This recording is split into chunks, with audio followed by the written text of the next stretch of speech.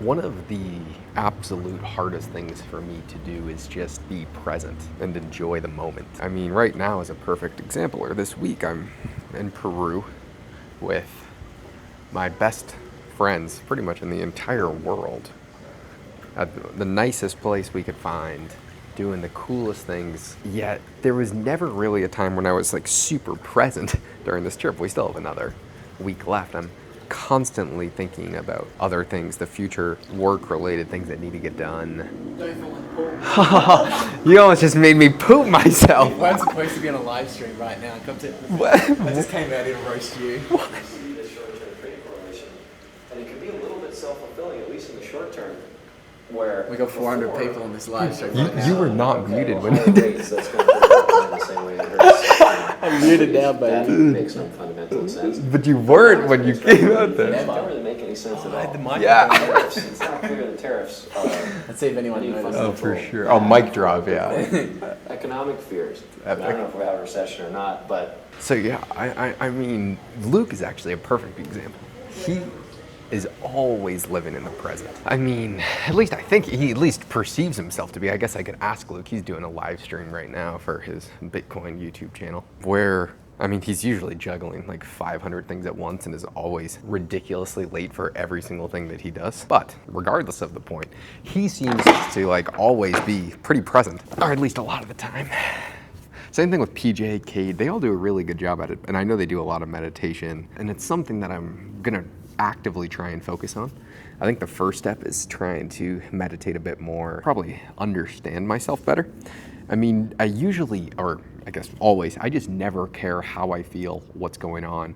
It's just like, job's not finished, gotta grow the business, gotta do more work, gotta do everything. I mean, at some point though, there is other things to life.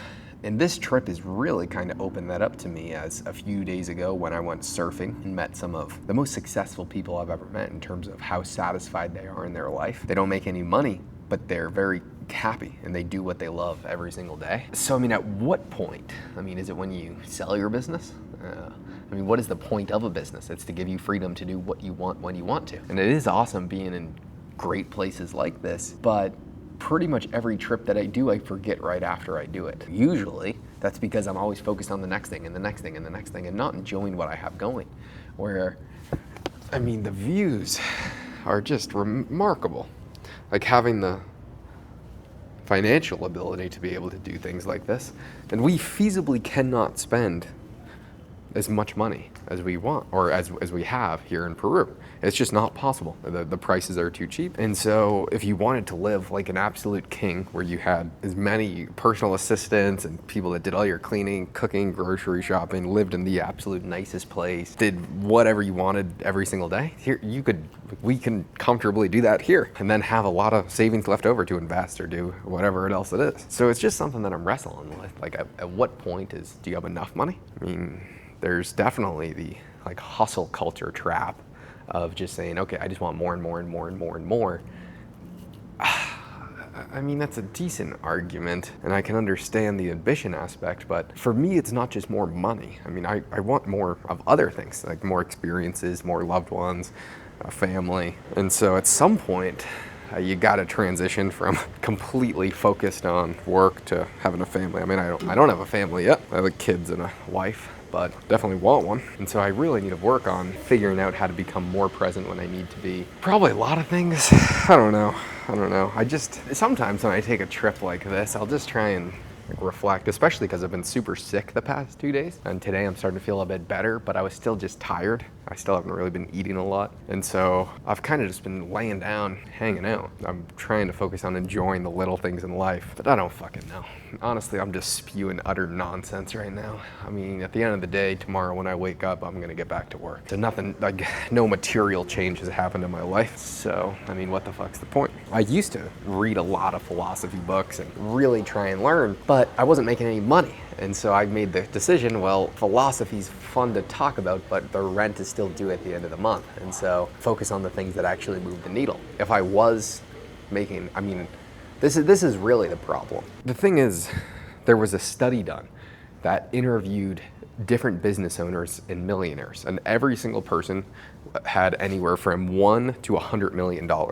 And they asked, how much more money would you need to be a 10 out of 10 happy with the amount of money that you have? And every single person on that list said somewhere around 3 times as much as they have. That was about the average. And so the kind of the moral of the study was, no matter how much money you have, you're always gonna want about 3 times more. And I noticed that that is what was happening in my life. When I would make a business goal, okay, let's make $10,000 per month. And I was like, well, I gotta triple that. I think mine was $25,000 per month. And then it's always just tripling and tripling and tripling and tripling. But I mean, if you're making 250 grand a month, do you really need more than that? I mean, you could say yes, but all you're really gonna have is a plane that you can fly on, a bigger house, a bigger yacht. I mean, those are really the only material things that you can get if you're making over like $5 million per year. You want a bigger exit. I mean, I enjoy growing. I find a lot of fun creating something that has not been done before, and through your own efforts, creating value. I mean, that is capitalism. That is growing a business. And I want to continue to do so. I mean, at some point, it can't be just about money. There needs to be other things there. It usually starts just around money, but I do love what I do, and I would do it for free, even if I wasn't getting paid. Maybe. That might be retarded. I probably wouldn't. But the real thing that I know that I do wrong, and I'm guessing a lot of people do, is you're just never present. I think a lot of people are focused on the past. A lot of people are focused on the future. I mean, I just have to enjoy the little things in life because the world is just so amazing and so beautiful, and there's so much like to see and experience. But even when we do something awesome, I don't experience it. That's the real problem. I'm gonna focus.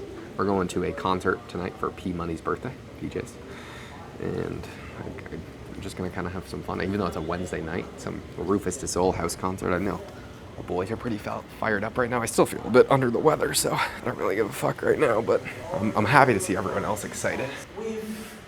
We got Luke over there. Also, it would suck to be poor though and not be able to do anything.